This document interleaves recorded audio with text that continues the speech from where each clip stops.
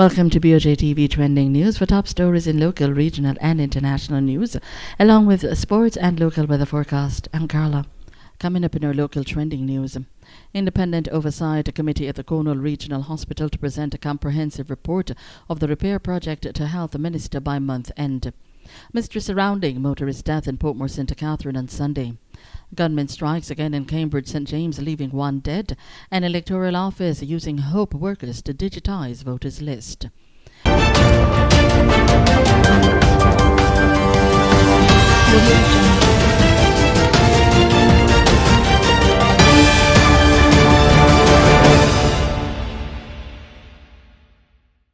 Now the details. Minister of Health and Wellness, Dr. Christopher Tufton, says the Cornwall Regional Hospital Oversight Committee is to present a comprehensive report on the ongoing repairs at the facility later this month. Dr. Tufton said that the committee headed by Professor Archibald MacDonald will give a report based on the continuous monitoring of the project. The Health Minister also said that 2 contractors have been engaged in work on the hospital's main building. Approximately $400 million is being spent to replace pipes, electrical and ventilation systems, while $100 million a contract has been signed for the roof repairs.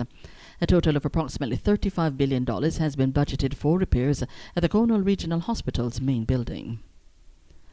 The St. Catherine police are now investigating the mysterious fatal collision which allegedly claimed the life of a 59-year-old Winston Robinson on Passage Forth Drive in Portmore, St. Catherine on Sunday. The Caymanas police reported that one of Robinson's female relatives received a mysterious telephone call on Sunday afternoon that he had met in an accident and was in a serious condition at hospital. The relatives made checks at the hospital and was informed that he was brought in as a patient, but he succumbed to his injuries. Up to date, it is not clear how or where Robinson actually met into the accident.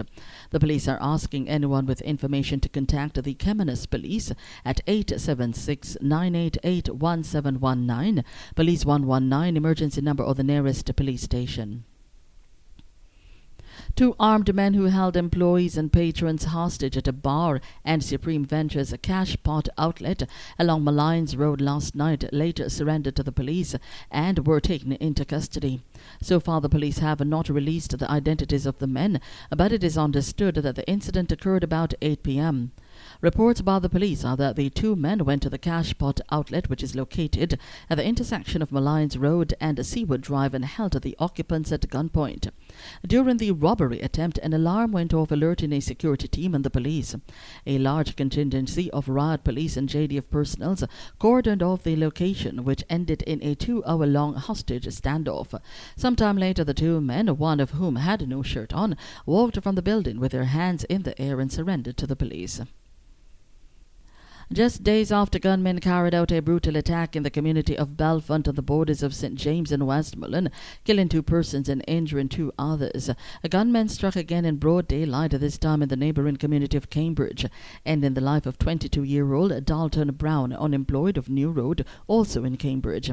Reports are that about 9:10 a.m. on Sunday, Brown was sitting along a section of the roadway in Duckett's Road when a green Toyota Corolla motor car drove into the community and 2 armed men stepped out and shot him to death. Brown is the 97th person to be killed in the parish of St. James since the start of the year. The police in St. Elizabeth are still combing sections of the parish in search of armed men who carried out a brazen daylight robbery in Black River yesterday morning, shooting a security guard and then made off with cash and checks amounting to over $3 million. Commanding officer in charge of the parish, Superintendent Samuel Morgan, said that the incident occurred about 11 a.m. while a bearer was transporting lodgements to a nearby bank. According to Superintendent Morgan, the bearer, who is employed to the in-town supermarket, was walking in the vicinity of Sagicor Bank when a group of men traveling in a white Axia motor car drove up to him. One man armed with a handgun jumped from the vehicle and demanded that the money be handed over to him. A security guard who saw what was taking place attempted to intervene and was shot in the regions of his leg. The armed robbers then made off with more than $100,000 in cash and over $3 million in checks.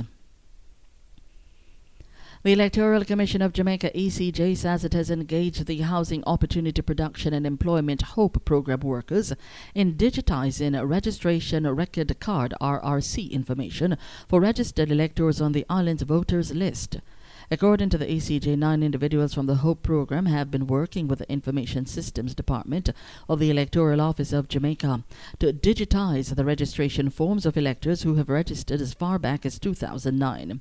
The HOPE workers have been employed since May 2019, the ECJ said in a release, and will end their tenure in September when a new set of workers will join the organization.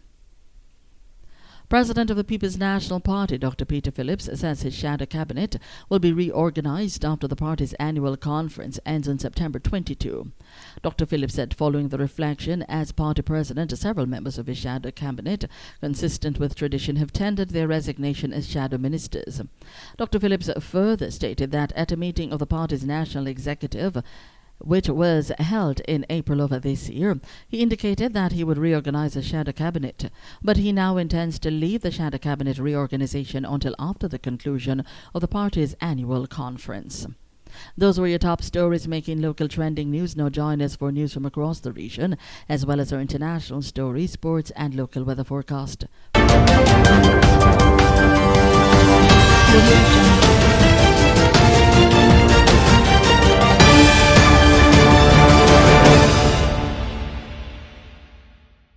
From across the region, thousands of hurricane survivors are filing off boats and planes in the capital of the Bahamas, facing the prospect of starting their lives over, but with little idea of how or where to even begin.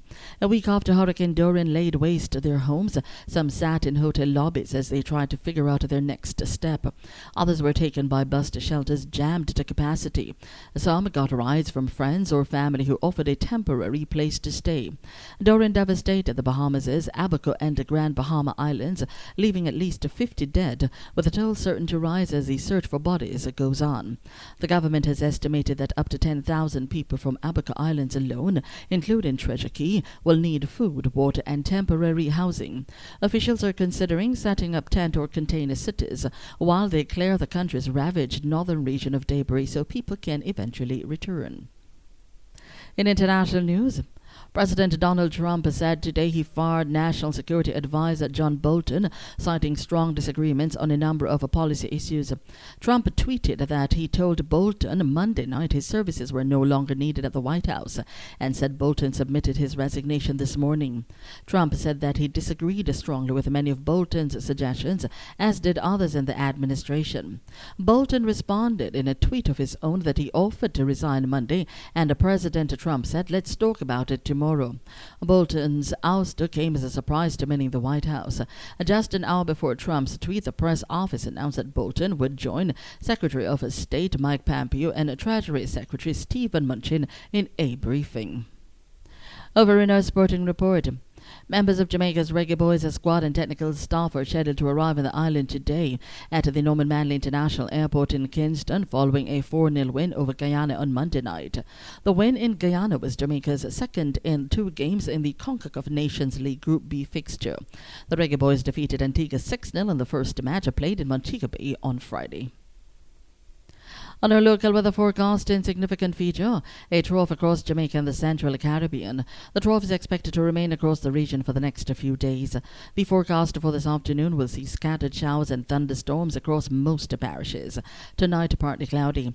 Maximum temperature expected for Kingston as well as Montego Bay today is 33 degrees Celsius. That was BOJTV's trending news, your top local, regional and international stories, as well as a sports report and weather forecast. Until next time, I'm Carla. Thanks for watching.